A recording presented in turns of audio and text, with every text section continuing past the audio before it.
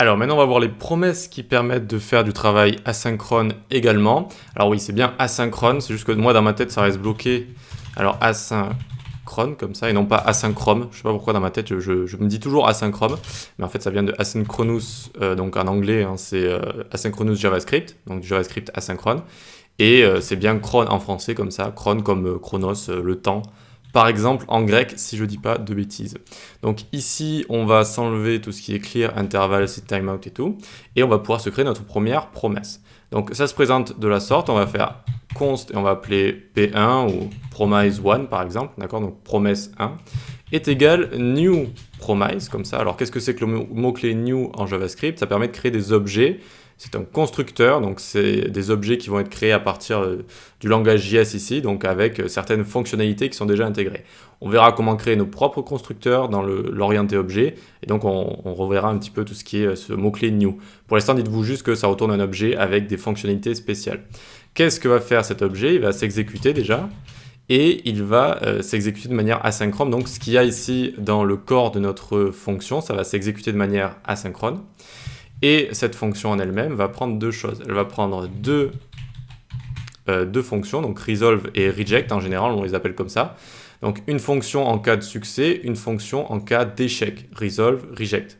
Ok? Et donc ce qui est à l'intérieur de notre promesse, ici, si je mets hello async, comme ça, tac, eh bien ça va être du code qui va s'exécuter de manière asynchrone. D'accord? De manière asynchrone.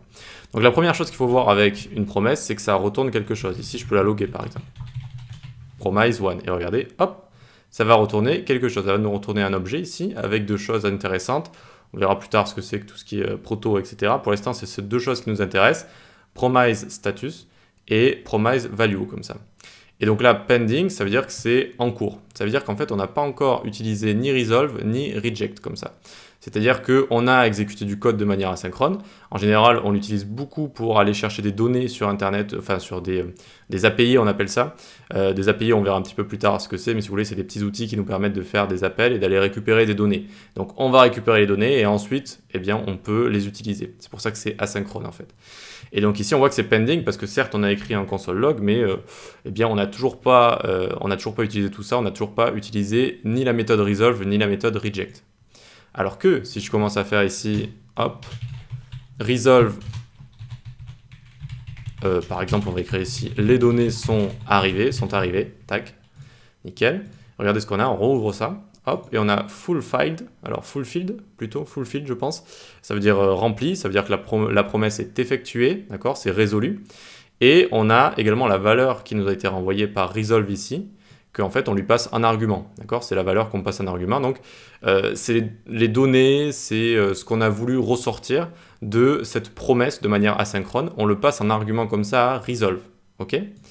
Et si on a un échec, si on n'est pas réussi à avoir les données par exemple, eh bien on peut mettre ici, on peut appeler reject au lieu de resolve, et ici, alors on a les données ne sont pas arrivées du coup, d'accord? Les données ne sont pas arrivées, bon, on a marqué ici les données, on va mettre ne sont pas arrivés, très bien. C'est normal qu'on ait une petite erreur, je vais vous expliquer pourquoi. Donc on a rejected ici, ça veut dire que ça n'a pas fonctionné, ou du moins ça n'a pas fonctionné comme on voulait, donc on a un rejet, et on a les données ne sont pas arrivées. D'accord? Donc quand le code qu'on exécute dans notre promesse fonctionne, on utilise resolve, et on lui passe en argument ce qu'on a, les données en général, et quand ça ne fonctionne pas, on met reject, avec pourquoi pas un message de pourquoi ça n'a pas fonctionné. Ok? Ok, très bien, mais une fois qu'on a fait ça, est-ce qu'on peut utiliser ces données facilement? Eh bien oui, on a une fonctionnalité très spéciale qui est assez sympa, qui va nous permettre de lancer des méthodes callback, des fonctions callback, une fois que tout ça s'est exécuté. Une fois que j'ai mon code qui s'est exécuté de manière asynchrone, que j'ai soit un resolve, soit un reject, eh bien je peux utiliser tout ça. Quand on commence avec le resolve comme ça, et on remet les données sont arrivées. Et ici, on peut venir, et vous allez voir pourquoi l'erreur était là, ne vous inquiétez pas. Et donc ici, on peut faire promise1.then, ça veut dire alors, et donc alors je fais quelque chose. Alors je fais quelque chose, je peux prendre les valeurs qui m'ont été retournées de resolve, et j'envoie une fonction qui va loguer tout ça. Value comme ça, hop.